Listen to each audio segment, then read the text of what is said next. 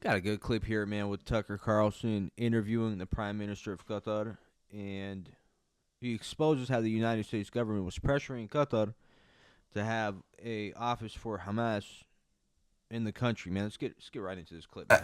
My sense is that part of the criticism and the confusion from Americans, I think two causes. One, you have a Hamas office here, and Hamas has been designated, I think, repeatedly by the U.S. government, certainly by the Congress, as a terror organization. And people say, well, how could you have a Hamas office here? What is that? We have to go back to the root of this office. Like why it's here in the first place. And Hamas office, when it was opened here in the first place, it was opened with full transparency and full consultation and actually even request from the US. And the U.S. asked you to put a Hamas office here? They have asked us to open the channels with them and to have an established communication channel with the same case what was applied to Taliban as well. And look, at the end of the day, if you have a presence of someone in your country and you are engaging and talking, it doesn't mean that you are endorsing his ideas. It doesn't mean that you are supporting him. The purpose of this office was to facilitate peace, to stabilize the region, and to make sure that always it's serving the purpose. And you can go through even all the events that happened in the recent 10 years since the office was officially opened here in Doha. How many peace deals been brokered from that office through that channel? Many of them. 2014 was the discussion and the negotiations was initiated here and ended in Egypt.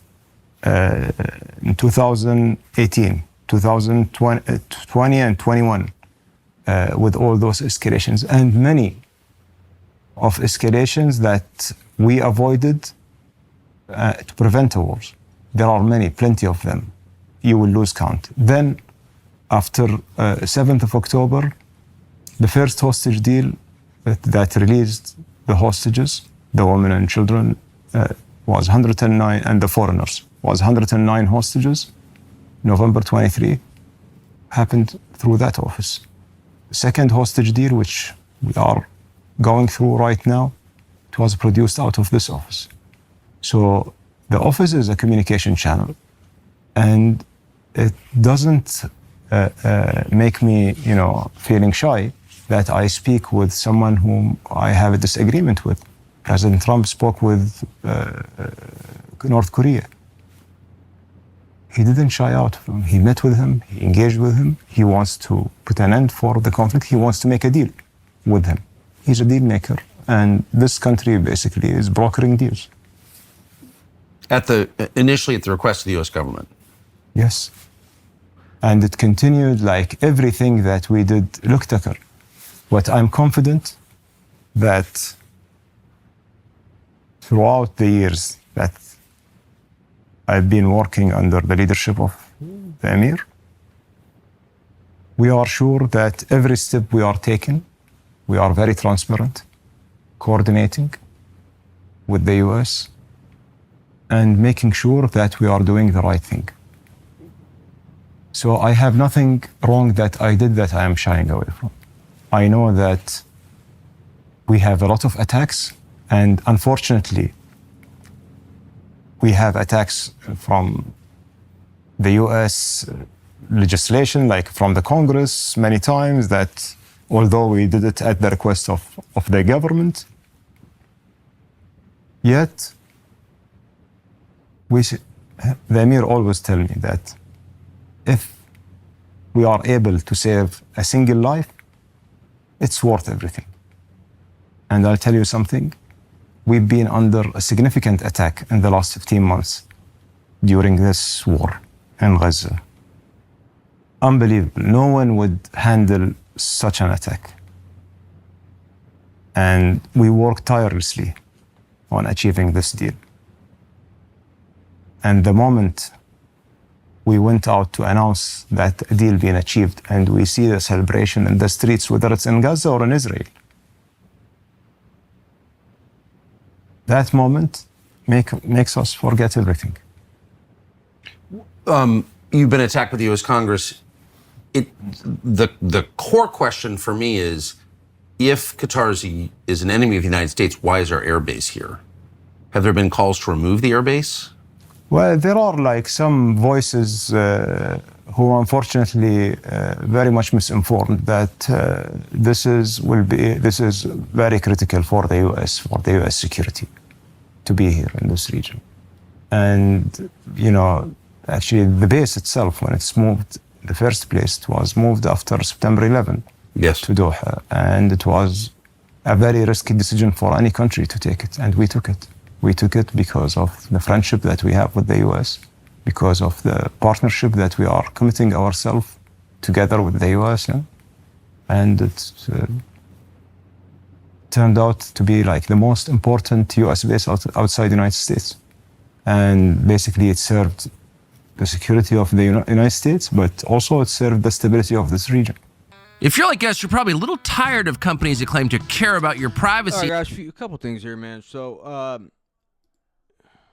yes, this has long been known that the United States has direct even though they say that they don't negotiate with terrorists, right? They have direct communication with the Taliban, with Hamas, with all these organizations that they claim to be terror organizations or deem them to be, right? Because the reality of it is, they need these organizations, right?